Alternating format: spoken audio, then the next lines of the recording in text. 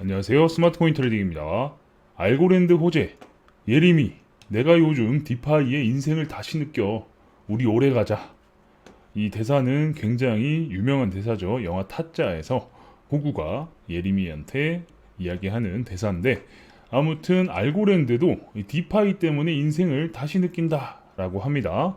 내용을 한번 자세히 보겠습니다. 이제부터 뉴스에서는 안 나오는 알고랜드 이야기를 좀 해보겠다. 뉴스에서 안 나온 이야기가 진짜 재밌는 이야기죠. 꼭 한번 쭉 보시길 바랍니다. 9월은 이더리움 포스 합병에 맞춰 많은 알트들이 준비했던 없으면 급조해서라도 아웃풋을 만들어내는 달임은 분명하다. 이더리움이 포스로 전환하는 건 굉장히 빅 이벤트죠. 그래서 거기에 맞춰서 호재를 발표하면서 같이 함께 가격 상승을 꾀하고 있는 프로젝트들이 많다라는 거죠. 고비트와 고이더를 들어보신 분들은 많지 않을 것이다. 이번에 이게 코인마켓캡에 등재가 되었다. 그러니까 보면은 여기 나와 있죠. 알고민트로 해서 고이더와 고BTC 또 가격이 똑같이 패깅되어 있습니다. 이게 알고랜드 브릿지를 이용하여 이더와 비트를 랩핑한 거라고 보면 된다. 똑같죠? WBTC와 WETH 랩핑된 비트와 랩핑된 이더와 같은 개념입니다. 에이씨 개나 소나 다 랩핑하니까 여기도 내놨나 하고 넘어갈 수 있지만 디파이 같은 경우 플랫폼의 성능이 굉장히 중요하다. 이게 중요해요. 디파이는 이 성능 때문에 피해를 본 사람도 많은데 평상시에는 괜찮은데 이게 만약에 가격이 급등하거나 급락하면 청산당하지 않으려고 자금을 수혈하려는 움직임이 대거 증가하면서 체인이 먹통되는 경우가 많다. 그죠? 보통 급락의 경우가 많죠. 특정 퍼센트 이상 하락을 하게 되면 그 돈이 강제 청산되기 때문에 이걸 막기 위해서 돈을 집어넣어야 되는데 다들 돈을 막 집어넣으니까 체인이 마비가 돼가지고 돈을 집어넣을 수 없게 되고 결국 내 돈은 날아가게 되는 그런 상황이 펼쳐지죠. 과거에 고모 기자가 이더리움을 그렇게 투자했다가 한번 된통당했죠. 제발 돈 좀 받아주세요 라고 해도 이미 급락 후에 큰 손실이 난 경우가 많다. 수습이 안 된다라는 거죠. 바로 이럴 때 플랫폼의 기본 성능이 중요하다. 어쨌든 사람들이 돈을 막 집어넣으려고 몰려와도 그걸 처리를 해줄 수 있어야 된다라는 겁니다. 알고랜드는 플랫폼 성능에서 이미 경쟁력이 있는 편인데 그죠? 굉장히 빠릅니다. 다른 코인들에 비해서 1000만 분의 1초예요. 블록 생성 속도가. 그리고 TPS 속도도 이렇게 굉장히 빠른 편입니다. 이번에 성능을 좀 더 업그레이드를 했다라고 하네요. 알고랜드 또한 3.9.0 베타 릴리즈를 내보냈으며 1개월 내에 한 달 내에 기능 업그레이드를 예고했다. 어쨌든 한 달 내에 베타가 아닌 이제 정식으로 기능 업그레이드를 하겠다라고 한 거죠. TPS는 기존 1000에서 6000대로 성능이 올라오면서 EOS보다 성능이 올라왔고 알고랜드 내 엔진 AVM 또한 알고랜드 버추얼 머신 또한 7으로 업그레이드가 되었다. 7로 업그레이드가 되었다고 하네요. 그러니 이 성능은 디파이, 랜딩과 같은 금융을 보다 안정적으로 돌릴 수 있게 하는 역할을 하게 된다. 어쨌든 체인이 안정적으로 돌아가게 되면 이런 디파이 시스템이 돌아가는데 전혀 문제가 없다라는 거죠. 그런데 개발 오픈이 한 달 걸린다는데 너무 늦는 거 아닌가? 디파이 쪽에서 먼저 다른 공시가 나와야 했는데 그러니까 지금 알고랜드는 굉장히 급한 상황이다라고 말씀을 드렸죠. 그래서 이걸 한 달이나 시간을 지체할 여유가 없다라는 겁니다. 그래서 알고랜드 기반의 디파이 버전 2는 이미 저번 주 8월 5일 날 오픈이 되었었다.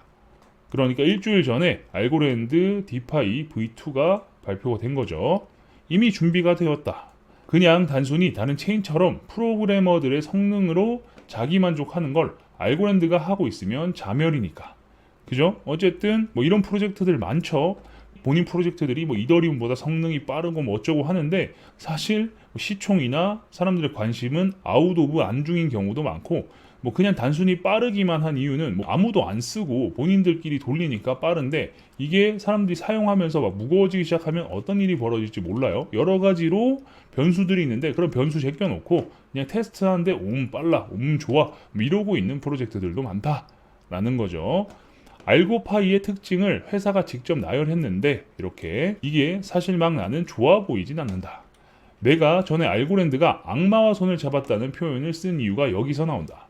자, 찬찬히 한번 훑어보자. 자, 여기 있는 내용을 밑에서 설명드리는 겁니다. 첫 번째, 레저와의 직접 연결 기능. 거래소에는 없고 다 레저에 들어있으시겠다. 그러니까 사람들이 거래소에 돈을 집어넣는 게 아니라 레저에 돈을 보관하고 있는 사람들이 많다라는 거죠. 그래서 이걸 다이렉트로 연결시키겠다라는 거죠. 자산 연결 금액의 리미트 해제. 그러니까 이제 상한이 없어요. 얼마든지 그냥 돈만 가져오면 사용할 수 있게 해주겠다라는 거죠. 불법 도박 100조 시대.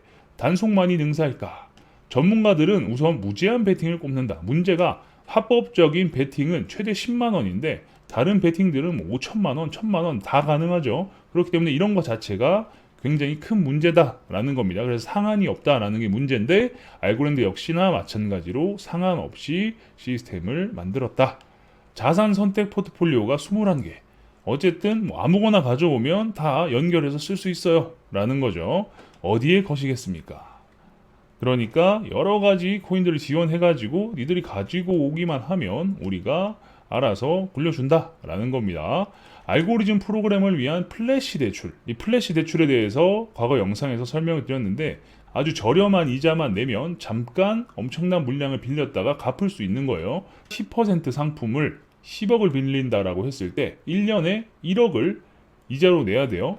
근데 이 1억을 잠깐, 아주 잠깐, 하루도 아니라 몇 시간을 빌려가지고 계산을 하면 이 이자 1억이 몇 시간으로 쪼개진다라고 하면 굉장히 작은 돈이 되겠죠. 그래서 그 작은 돈만 이용해서 반짝 돈을 빌렸다가 갚을 수 있다라는 겁니다.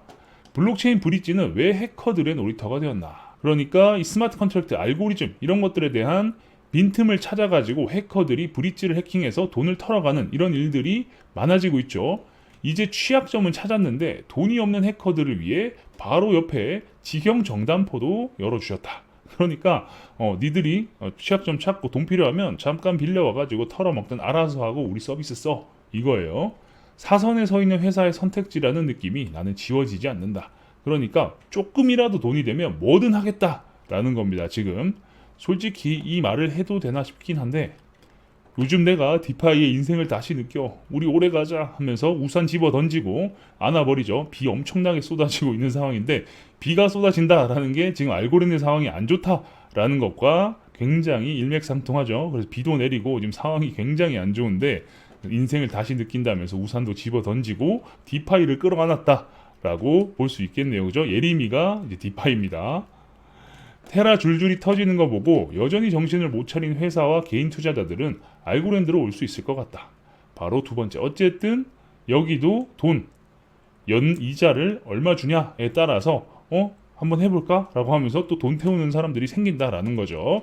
바로 두 번째. 알고랜드 파이의 스테이블 코인은 6.5%의 수익률을 제공해 주는데 벌써 불안하다. 6.5% 크죠. 이것만 해도 사실 은행 이자보다 훨씬 높은데 APR은 연간 수익률을 이야기합니다. 13.5%. 그리고 테더는 19.5%예요. 이거 어디서 보신 기억이 나시죠? 아니 APR이 도대체 얼마나 높은지 감이 안 잡힌다. 바로 테라가 20%를 줬습니다. 거의 비슷하다라고 볼 수 있죠. 얘네들은 일단 스테이블 코인을 기반으로 하네요. 어쨌든 돈을 다 끌어모으겠다라는 걸로 보여집니다. 예, 권도영이가 이러면 제가 선배인가요? 라고 하면서 언젠가 같이 깜빵에 함께 사이좋게 갈 수도 있다라는 걸 이렇게 재밌게 표현해 주신 것 같아요. 피파와 파트너십 오픈했을 때 또한 뭔가 좀 석연치 않았다. 파트너십 발표하면서 리얼 프로젝트가 없었다는 점. 무언가 제대로 프로젝트가 나오고 하나하나 스텝을 밟아가야 되는데 그런 거 없이 단순히 피파와 파트너십 와 이러고 끝났어요. 발표 시기도 너무 피파의 메인 프로젝트를 같이 하기에는 턱없이 기간이 짧았다는 점. 피파의 빅 이벤트 월드컵을 앞두고 이런 발표를 했는데 아무런 준비가 안 돼 있었다라는 거죠. 그래서 NFT 쪽이나 결제 수단에 USDC 정도 넣는 것 정도를 생각했다. 그죠? NFT 만들어가 선수들 NFT 만들고 움짤 만들고 해가지고 파는 거 이 정도나 결제 수단에 서클에서 만든 USDC 스테이블 코인을 넣는 정도라고 봤다라는 거죠. 진짜 알고랜드의 호재가 될 프로젝트가 있다면 다행이지만 없다면 이건 그냥 헛돈 쓴 거나 다름이 없었다. 그냥 브랜딩 하려고 돈 한번 발라봤는데 큰 재미는 못 봤다라는 거죠. 신발업계 성공시나 몰락 스베누 대표. 자, 이 스베누라는 신발 굉장히 유명하죠. 사기 혐의로 피소를 당했습니다. 28살 이 황효진 씨가 뭐 수백억대 사기 혐의로 고소당하고 막 난리가 났었죠. 신발 업체 사장 막 중내 산해하고 안 좋은 이야기가 들린 것 같기도 한데 아무튼 뭐 슈퍼카 타고 다니고 막 인맥 자랑하고 막 사람들 막 그런 아시죠? 그런 느낌입니다. 자금도 부족한 상황에서 파트너십 맺고 유명인들 스폰서 계약을 체결하는 것만큼 미친 짓이 따로 없다. 그죠? 돈도 없는데 이런 짓 해봐야 어쨌든 뒤는 끝은 좋을 수가 없다라는 거죠. 브랜드 이미지 제고 같은 거에 신경을 쓸 시간이 없다는 것이다. 그리고 이렇게 되면 품질 이런 데는 신경을 쓸 수가 없어요. 왜냐? 이런 데 돈을 다 썼으니까 당연히 품질은 떨어질 수밖에 없죠. 그래서 보면은 뭐 신발 물 묻으면은 막 물 번지고 양말에 신발 잉크 막 다 스며들고 뭐 이랬던 기억이 납니다. 게다가 이전에 이야기했던 알고랜드 전주 스카이브리지 캐피탈은 지금 뒤가 없다. 굉장히 심각한 상황입니다. 여기도 지금 회사 밖에는 손절 처리할 테니 돈이나 내놓으라고 서 있는 사람들이 줄이 드글드글하다. 그러니까 얘네들이 펀드를 운영하는데 손절 비트 알고랜드 뭐 내려가지고 손실을 봤다라고 해도 오케이 손실 내가 그냥 떠안을 테니까 돈 내놔 라고 하고 있는 사람들이 어마어마하게 많다라는 거죠.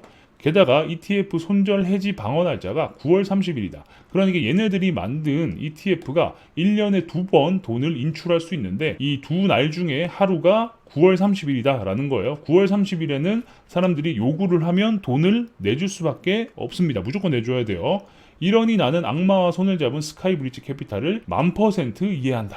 그러니까 발등에 불 떨어졌으니까 돈을 막 싸그리 끌어 모아가지고 지금 이걸 돌려주든 아니면 가격을 올려가지고 봐봐 코인 올라갔잖아 좀 더 기다려 내년엔 더 좋을 거야 아니면 다음 정산 때는 더 좋을 거야 라고 사람들한테 말을 할 수 있기 때문에 지금 물불 안 가리고 돈을 모아야 되는 그런 상황이다 라는 거죠. 이 스카이브리지 캐피탈의 CEO가 알고랜드의 전주 정도다 라고 보시면 됩니다. 사람이 살면서 실수할 수 있다. 스카라무치가 이 사람인데 이 사람이 스카이브리지 캐피탈 대표예요. 비트코인에 크게 베팅한 것은 단기적 실수라고 이야기를 했습니다. 하지만 이걸 멘징할 수 있는 방법은 알고랜드를 올리는 수밖에 없다.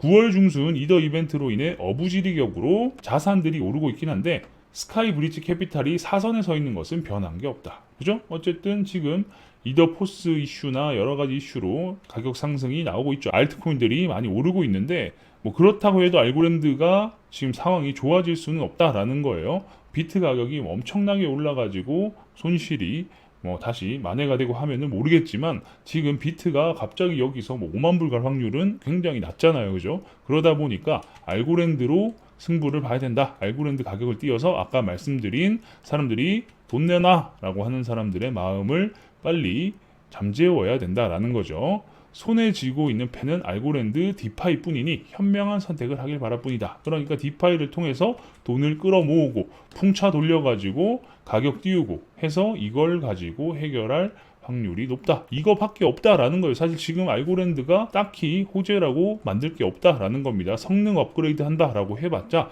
성능과 가격은 비례하지 않죠. 이 굉장히 중요한 부분인데 코인 투자하면서 무슨 성능이 빠르고 뭐가 어떻고 뭐 크로스 체인이 어떻고 라고 한다고 해서 가격이 이더보다 높은 거 잘 없잖아요. 그죠? 그렇기 때문에 절대적으로 코인 가격과는 또 다른 이야기니까 신중하게 투자해야 된다라는 거 말씀드리고 알고랜드는 그래서 지금 뒤가 없다. 알고랜드의 전주 스카이브리지 캐피탈은 더 지금 급한 상황이다. 그래서 이번에 이 디파이를 가지고 뭔가 장난을 할 확률이 높다라고 정리하면서 영상 마무리하도록 하겠습니다. 계속해서 알고랜드나 다른 디파이와 관련된 내용이 나오게 되면 여러분들께 빠르게 알려드릴 수 있도록 하겠습니다. 영상이 괜찮으셨다면 구독과 좋아요도 눌러주시고요. 알림 설정을 눌러놓으시면 누구보다 빠르게 새로운 정보를 받아보실 수 있으니까 구독, 좋아요, 알림 설정까지 눌러주시면 감사하겠습니다. 궁금한 게 있으신 분들은 저희 커뮤니티에 들어오셔서 질문 남겨주시면 됩니다. 영상 하단에 커뮤니티 주소가 있으니까요. 클릭해서 입장하시면 되겠습니다. 경기도 웨일린 블로그 주소도 영상 하단에 있으니까요. 클릭해서 들어가 보시는 것을 추천드립니다. 현재 글뿐만 아니라 과거 글부터 최신 글까지 쭉 보시면 코인과 관련된 인사이트를 넓히시는데 많은 도움이 되실 겁니다. 그럼 전 다음 영상에서 뵙겠습니다. 감사합니다.